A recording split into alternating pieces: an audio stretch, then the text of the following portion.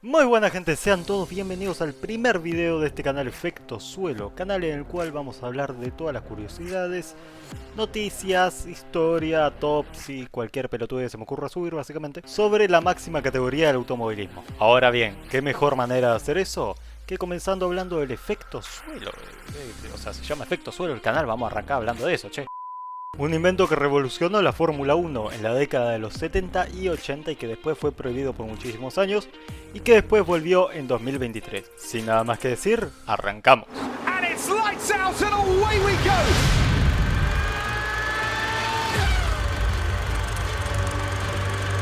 This one is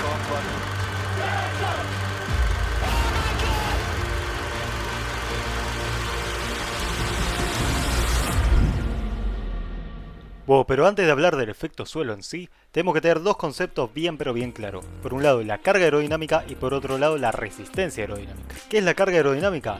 Resumidas cuentas, es la fuerza aerodinámica que pega el F1 al piso. También se conoce como downforce, y es aquello que permite al Fórmula 1 ser muchísimo más rápido en curvas. Por otro lado, la resistencia aerodinámica es totalmente lo contrario. Como su nombre lo indica, es aquella resistencia que pone el auto al aire, por lo cual afecta de manera negativa y evita que el automóvil consiga velocidades punta elevadas, también se conoce como drag. Ahora que ya expliqué estos dos conceptos bien por encima porque no soy ingeniero aeronáutico, hay que recalcar que el suelo del Fórmula 1 es la parte más importante del vehículo en cuanto a la carga aerodinámica. ¿Por qué?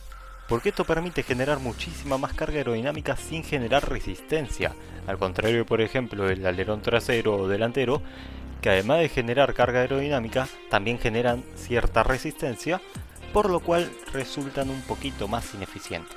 El objetivo de los ingenieros de la Fórmula 1 es que el auto tenga la presión más baja posible en el suelo, para que de esta manera, junto al difusor que se encuentra en la parte trasera del vehículo, el mismo se pegue lo más posible a la pista. Este efecto, como bien sabemos, y si no lo sabes es porque recién arrancás a ver Fórmula 1, volvió en el año 2022 con una serie de cambios, pero es una buena noticia después de 40 años de ausencia. Ahora bien, remontémonos a los orígenes. El Team Lotus, mientras se encontraba probando su auto en el túnel de viento para la temporada 1976, tuvo un error que desencadenaría en uno de los mayores descubrimientos de la historia de este deporte. Lo sucedido fue simplemente que los bordes de los pontones se cayeron levemente, por lo cual los ingenieros, al ver los datos, notaron el altísimo incremento de la carga aerodinámica. El equipo comenzó a probar el descubrimiento en secreto a finales de ese mismo año, pero fueron más vivos que el resto. Y es que, para evitar que otros equipos copiasen y perfeccionasen el efecto suelo antes que ellos, no lo probaron en la pista hasta el año 77. Fue así como surgió el tan famoso Lotus 78, el cual se utilizó en la temporada 77 y con su posterior evolución, el Lotus 79, utilizado en la temporada 78, de la mano del piloto Mario Andretti, se consagraron campeones del mundo. Ahora bien, ¿cómo logró Lotus perfeccionar este efecto? Hay una cosa llamada efecto Venturi, o Venturi, no sé bien cómo se pronuncia, el cual básicamente plantea que, cuando hay un fluido en movimiento en un lugar pequeño, la presión disminuye a medida que la velocidad aumenta, por lo cual los ingenieros del equipo crearon un fondo que, en lugar de ser plano como lo era anteriormente, tenía una curva muy pero muy pronunciada. El fondo del auto se acercaba cada vez más al piso a medida que llegaba al centro del coche, formando la zona cerrada en la cual la presión bajaba, aumentando la velocidad.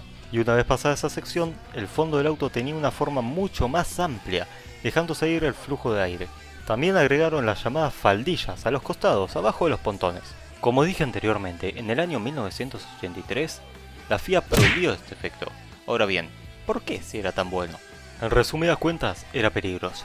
Tengamos en cuenta que estamos hablando de finales de la década de los 70 y comienzo de los 80. El asfaltado de los circuitos era más choto que el que ponen en las calles de tierra cuando se acercan a selecciones en Argentina, y los pianos eran enormes, por lo que al agarrar ciertas curvas, mayormente las de alta velocidad, los autos perdían muchísima fuerza aerodinámica, desestabilizándolo y generando accidentes que podían ser muy graves. Ya para finalizar me gustaría aclarar los puntos principales por los cuales este efecto volvió. En primer lugar, las faldillas están completamente prohibidas. Es decir, que el efecto suelo no va a ser tan grande, tan drástico como lo era anteriormente. El segundo punto es que los autos deben mantener la plancha de madera introducida en 1994. Y el tercer y último punto es que la curvatura del suelo es muchísimo más leve que anteriormente. Bueno gente, espero que les haya gustado muchísimo el video, que les haya servido para despejar alguna que otra duda. Y ya, sin nada más que decir, nos vemos. Hasta luego.